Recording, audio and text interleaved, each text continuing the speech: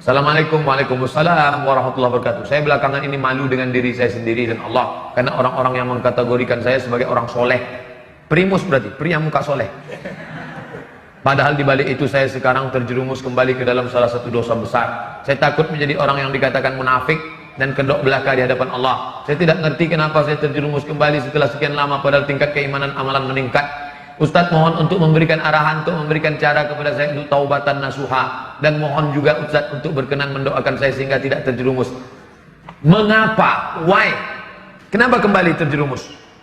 Maka kalau ada orang taubat, setelah taubat dia kembali ke masa lalu, yang perlu ditelusuri adalah mengapa dia kembali. Akar masalah penyakitnya apa? Saya kembali ke pekerjaan yang lama itu Pak Ustadz karena masalah ekonomi. Oh, berarti Anda terjebak riba. Sebelum tobat riba, setelah tobat kembali ke riba. Berarti ekonominya mesti diperbaiki. Lepaskan dirimu dari riba. Berarti ekonomi. Apa sebabnya? Saya dulu Pak Ustadz sudah berhenti, nggak lagi nyanyi-nyanyi karaoke, lagu metal, lagu hantu, lagu setan. Tapi sekarang masih. Sebabnya apa? Pergaulan. Berarti harus di-cut pergaulannya.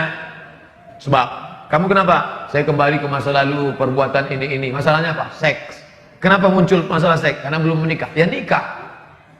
Man istata'a minkumul ba'ah. Siapa yang sudah mampu falyatazawwaj, menikah. Kalau nggak sanggup menikah, falaihi bisawm, perbanyak puasa sunat.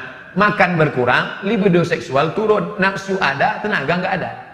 Nafsunya ada, tenaganya nggak ada. Apalagi mahasiswa di kampus datang kawan, tengok tuh ada cewek cantik.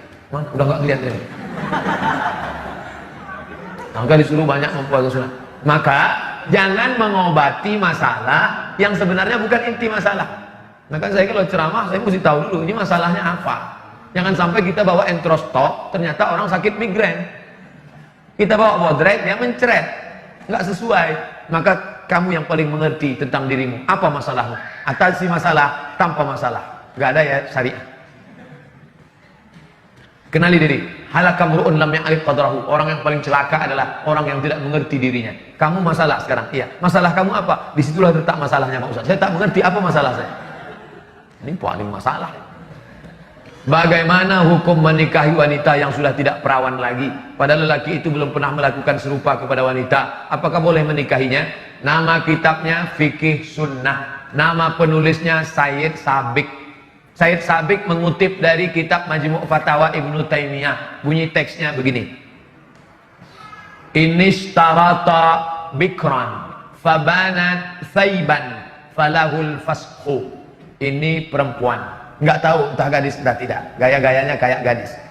Lalu ini ada seorang lelaki, dia ingin perempuan yang gadis. Adinda, sebelum aku menikahimu, tak ingin terjadi penyesalan di akhir masa. Apakah kau menjaga kehormatanmu selama ini? Lalu si ini percaya, karena dia lihat tanda-tandanya seperti menjaga. Dia untuk menjurus langsung, dia tidak ingin menyakiti hati si perempuan.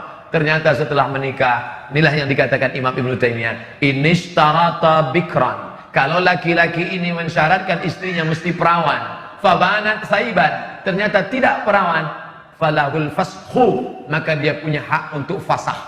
Fasah artinya pembatalan pernikahan. Ternyata perempuan itu mengaku di malam itu atau bla bla bla, maka dia mesti datang ke wali perempuan itu, Pak, ternyata begini-begini keadaannya. Maka sesuai pendapat Ibnu Taimiyah dalam kitab Majmu' Fatawa yang dinukil oleh Sayyid Sabiq dalam kitab Fikih Sunnah. Kalau nggak ingat, pokoknya begitu aja lah. Ini starata bikran, kalau seorang laki-laki mensyaratkan istrinya mesti bikr, gadis, fabanat saiban, ternyata tidak gadis, falahul fashu, maka dengan ini aku membatalkan pernikahan. Bapak nggak perlu tahu orang lain ini bla bla cerita ini, jangan langsung jangan diekspos ke FB. Ini penyakit orang sekarang. Begitu terjadi masalah, ternyata kau tidak seperti yang kuinginkan. Kasihan. Bagi yang suka tolong like and share. Bukan begitu cara menyelesaikan masalah. Selesaikan menurut tuntunan syar'i agama Islam. Tapi ternyata tidak semua laki-laki begitu. Banyak laki-laki yang siap. Kamu gimana? Walaupun tidak perawan, aku tetap menerima dia Pak Ustaz. Apalah arti sebuah keperawanan? Jadi jangan samakan semua laki-laki. Yang penting dari awal itu jangan ada dusta di antara kita. Jazakallah Ustaz, semoga Allah ridho kepada Ustaz, mendapat lindungan, amin ya rabbal alamin. Tapi ini berlaku bagi yang awal-awal, jangan setelah anak 2 baru. Setelah anak lahir 2 baru dia bilang, ternyata aku dulu tidak bisa menerimamu, jadi ku lepas engkau sekarang. Jadi yang 2 ini gimana? Baik. Sampai kapan batas boleh mengqadha saum? Ini puasa Ramadan tahun lalu. Ini 29 hari lagi puasa. Maka puasa yang ini diqadhanya kapan? Nih, qadha artinya ganti. Ini kesempatan emas nih. Puasa, ganti puasa sekarang. Siapa yang mengganti puasa di bulan Sya'ban, hari Senin automatically dapat 3. Puasa qadha lunas 1 hari, puasa rajab sunat Sya'ban dapat, puasa hari Senin dapat. Niatnya 1 aja. Saya niat puasa qadha, otomatis dapat 3. Jadi nggak perlu niatnya 3. Saya niat puasa qadha sekaligus puasa sunat Sya'ban sekaligus puasa Kamis. Batasnya kapan? Sampai Ramadan ini. Kalau ntar sampai Ramadan dia belum mengqadha juga, apakah gimana? Maka dia tetap qadha selesai Ramadan, hanya saja kena denda plus. Kalau di sini dia cuma qadha. Tapi kalau sudah lewat Ramadan ini, maka dia kena 2. Qadha plus fidyah. Fidyah itu apa? Memberi makan fakir miskin 1 hari. Bukan 1 kali makan. Banyak orang berpemahaman keliru, 1 kali makan. 1 hari makan. Ustaz, 1 kali apa 1 hari? 1 hari. 1 hari berapa kali makan Ustaz? Kamu makan berapa kali? Kalau kamu makan sehari, kasih sehari. Kalau makan sekali, kasih sekali. Makan berapa kali? Saya makannya Ustaz, nggak pernah saya hitung. Dikit-dikit makan, dikit-dikit makan. Paling tidak 3 kali. Makan pagi, makan siang, makan malam.